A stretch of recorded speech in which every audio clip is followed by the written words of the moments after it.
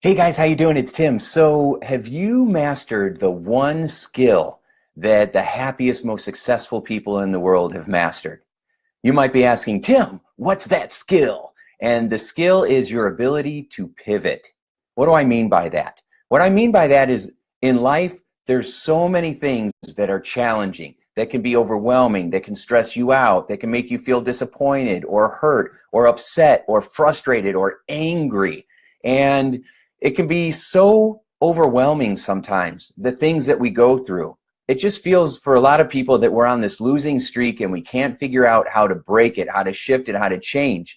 And so if you're in that situation, or maybe you're doing really well, but you're not quite where you want to be, and you feel like there's something blocking you or holding you back, or no matter how hard you try, you feel like you're getting pushback or resistance, or it just doesn't quite get there, right? You're so close, and then, right? You get so far and then it doesn't work out. And then a lot of times what happens is we start to get that far and we get like 95% of the way there and we just quit because our brain says, I don't want to push that next 5% and get let down again. I don't want to close that 5% gap and then feel like it didn't work out, and then I'll feel like there's something wrong with me or I'm not good enough, and I don't want that pain. I don't want that disappointment. So, I mean, I had that pattern a lot. I would get things 95% of the way there, and then I wouldn't do anything. In fact, in my business, I built a lot of programs and worked really hard on building the program and really hard on getting all the pieces together and really hard on getting ready to promote the program. And then I would promote it once, and then I would make nothing, or I'd make a few dollars, and then I would just stop, right? Because my brain said, don't keep promoting it, because that idea that if you build it, they will come. A lot of times that's not what happened, right? I would build it and people wouldn't come, and so then I would stop. Now, if I kept promoting it and I kept pushing it and I turned it into a campaign or a movement because of the passion, and I was being driven by sharing the message instead of just, the money part of it, then they would have grown and I would have helped more people. But my brain became pain adverse, right? My brain was saying, I don't want to chance the rejection. I don't want to chance it not working out. And a lot of people do that. A lot of people will start to close in on their weight loss goals and then stop because they're afraid, what if I don't get all the way? Or what if I achieve my goal and I'm still not happy? And so we end up giving up. It's like running a marathon and you run, all the way to the finish line. The finish line's within reach. You're like 200 yards from the finish line, and then we just drop and we quit. And the reason why is because you haven't mastered that skill of being able to pivot. Now, what do I mean by that? I just mean that when life comes at you and it's not giving you the outcome that you want, what do you do? And for most people, they do what I used to do, right? We stop. We hide, we withdraw, we start to look for excuses or justifications for why we can't follow through. We get caught up in stress, we get overwhelmed, we start distracting ourselves with other things, or we get caught up with stuff that all of a sudden seems like it's an emergency, but it's a really good distraction as well. And so we end up going in that direction, and instead of deciding, I'm going to go 100%, close this gap, I'm not going to stop until I get it. But that's what the happiest, most successful people do. That's how they think. They're like, if I get knocked down here, I'm just going to come back faster, right? That's going to be like the Matrix. No matter what they throw at me, I'm going to be like, doot, doot, doot, doot, doot, doot. It's going to go right past me, and then I'm going to come right back, right? Because we're going to pivot. No matter what life throws at you, you're going to find another way to come at it. You're going to come up with a couple different options. If option A doesn't work and option B doesn't work, what's option number C? Or number 3, right? So a C. And so we just keep focusing on, what can I do? How can I look at this situation? What is the outcome that I want? And we're using our questions, our ability to ask really laser focused quality questions. I call them power questions.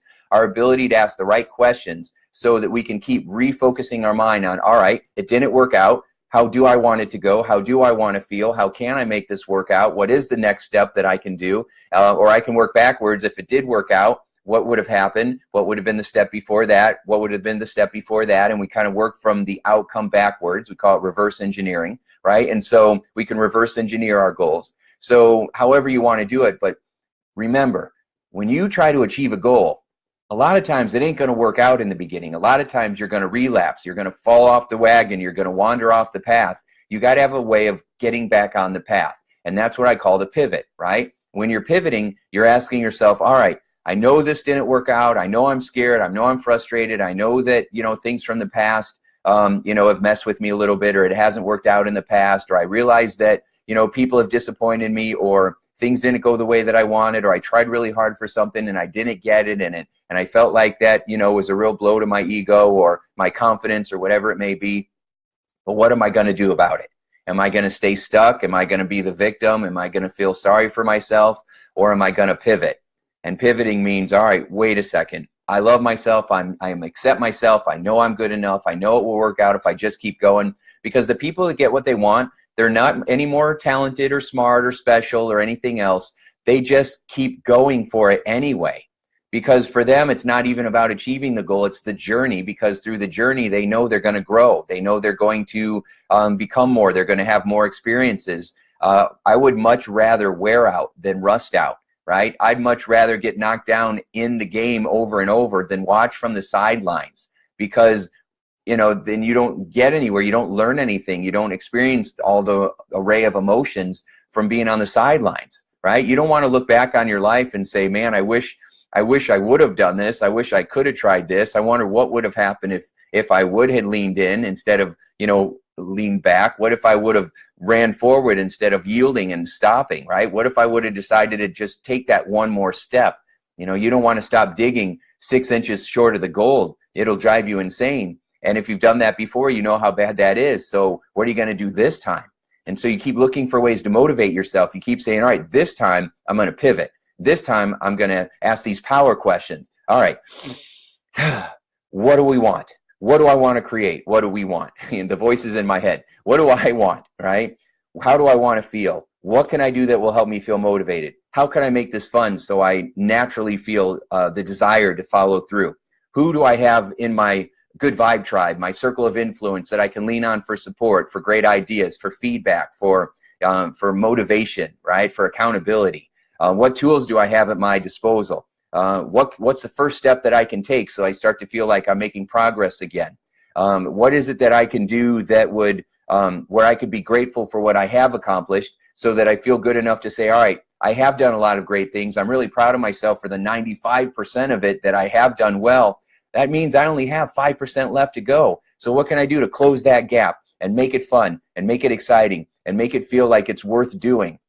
When you ask your brain these kinds of questions, your brain will say, well, you can do this, you can do this, you can do this. If your brain doesn't do that, if your brain, when I say, well, what I could do this or that, if your brain says that ain't going to work, that's only because you've been practicing that way more. Not because your brain is right. It's because your brain has been practicing the other way more. And so it's kind of like a default setting. If you want to be more positive and proactive, you have to train your brain to be that way.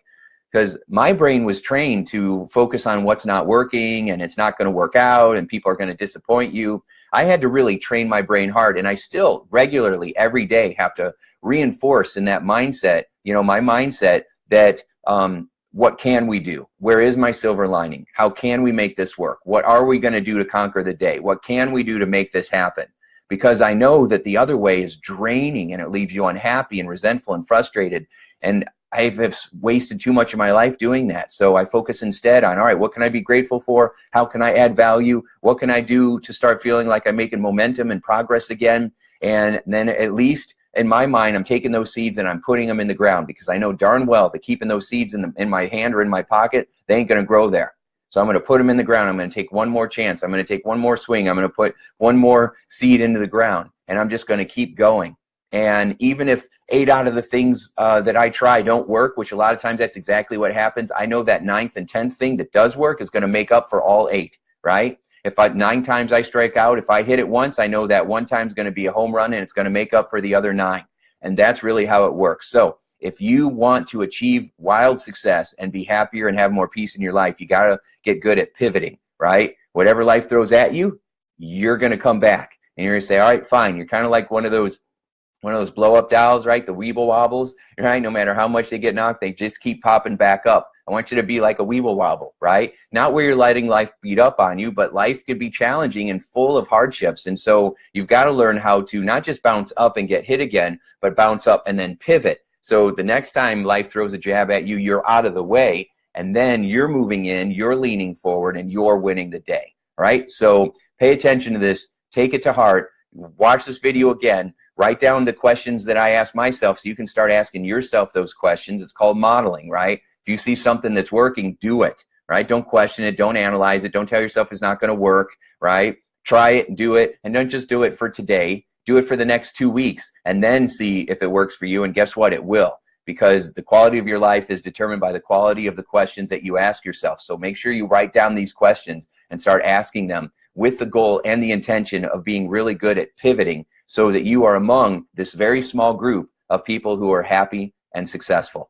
Okay, awesome. Now, if you like more tips like this, make sure you register for our May 10th program. It's going to be really exciting, really awesome. And I'm going to reveal some pretty extraordinary, shocking things about weight loss and what's been going on with the weight loss industry and all the lies that we've been fed and all the misinformation and all the fake news and all the crap that's being dished out, and that's causing us to feel so stressed and so frustrated, and people are just getting heavier and heavier and sicker and more stressed and unhappy.